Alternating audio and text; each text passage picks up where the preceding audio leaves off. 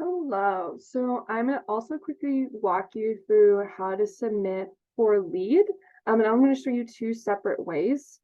First, if you go to the homepage and log in through Quick Launch like I showed last time, you will be given all of your different apps here. And literally the first app that is on here is to create a new lead point. And so you'll click on that and then you'll hit request a new lead. And you'll fill out the form that way. But I'm also going to show you another way if you prefer. So if you're already on OWLNet, you can also request a new lead event through here. So you'll just hit request a new lead event. So we're on the employees page. So we'll hit request a new lead event on the sidebar here. And it pulls us up to the same form. So when you're filling out the lead event request form, please make sure that information is consistent throughout the form. Make sure you're referring back to the facilities and events request you have already previously made, unless it's a virtual event, to make sure that the times and dates align, as well as the locations. That will be very important and will avoid any confusion on the student's part and on your part as you are facilitating and hosting the event. So as you said before, you'll put the name of the event here. It can be very straightforward, or it can be like a fun title.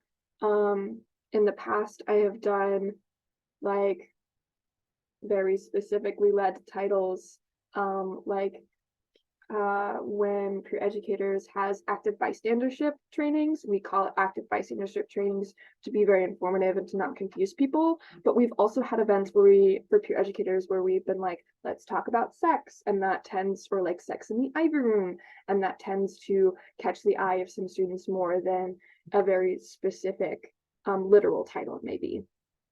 And then you're going to want to have the description of the event as well. Please keep it short, but also please keep it informative.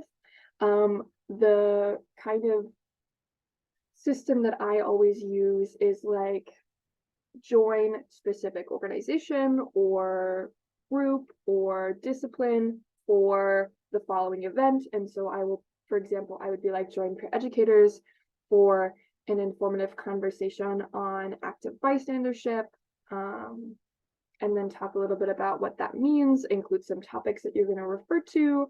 I also like to include what kind of event it is, whether it's like a workshop or a presentation, or a discussion on a certain piece of media or something like that.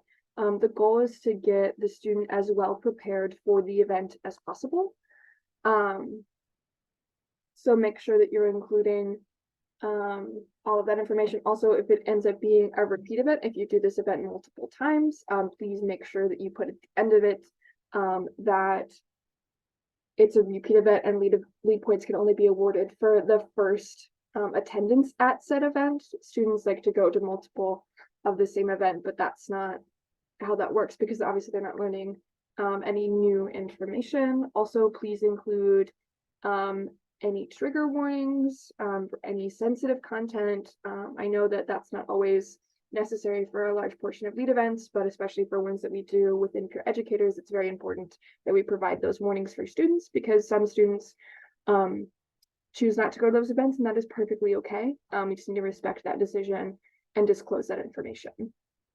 And then you'll put the location of the event. Like I said before, please make sure if you have any questions at all, to double check with Sean after your facilities and events request has been fulfilled, to make sure that they are the same space. Also understand that some of these have been put on there twice. It's okay, you can pick either one. It doesn't necessarily mean that it's going to be wrong, it's just how it shows up to a particular student. Also remember to put date and time. It'll come up as a pop-up on all of these. The approximate ending time will not show up on the lead calendar itself, just exclusively the starting time. So if it's a longer event, let's say like the William Wood Sex Fair that we have, that goes from 12:30 to 2 on a particular day, and students can come in and out during that time as long as they're there and they complete the tasks within that time. Just put it in the description of the lead point, just so students know that they don't have to be there exactly at the start time to attend the event. And then you need to categorize the event. If you have any questions about what any of these particular ones mean, please let me know. Most of them are pretty straightforward. Or if there's one that you feel like should be on there that isn't on there, also please let me know. We tend to have a variety on here, but sometimes you may miss a particular topic. And then students must have, and you must have a sponsor for the event. If your information or name is not on here, please let us know. Obviously, there are a lot of people on here, some people who are not necessarily at the university anymore. So just make sure that when your student or you submits the lead form, that your sponsor's name is on there. And then you need to briefly describe the structure and what students benefit from going to your event. Please make sure to make this as descriptive as possible. Although this does not appear on the LEAD calendar, this is how we help determine whether the point that you have submitted is a valid LEAD point, and we also need that to provide feedback to maybe be like, okay, so temporarily it is, but here's what can make it better, and things like that. They have examples here, but please make sure that you are including as much information as possible about your event. And then have you considered assessing the program for success? We would love if this was a little bit more consistent in the events that we were hosting.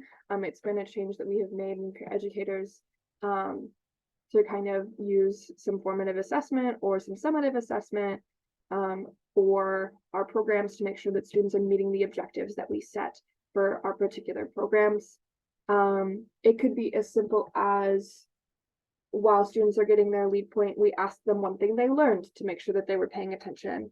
Or it can be as large scale as, in order for students to receive LEAD credit, we have them fill out this Google form. This Google form questions the certain objectives that we have and things like that. Like I said, with the facilities and events video, if you have any questions at all, please let us know. And by we, I mean Student Life or Sean Spears. Though more Student Life for this one, since we are kind of focused on it. Again, things happen, forms get messed up, but this should be pretty straightforward. But again, if you have any questions, please let us know, and we would love to help you.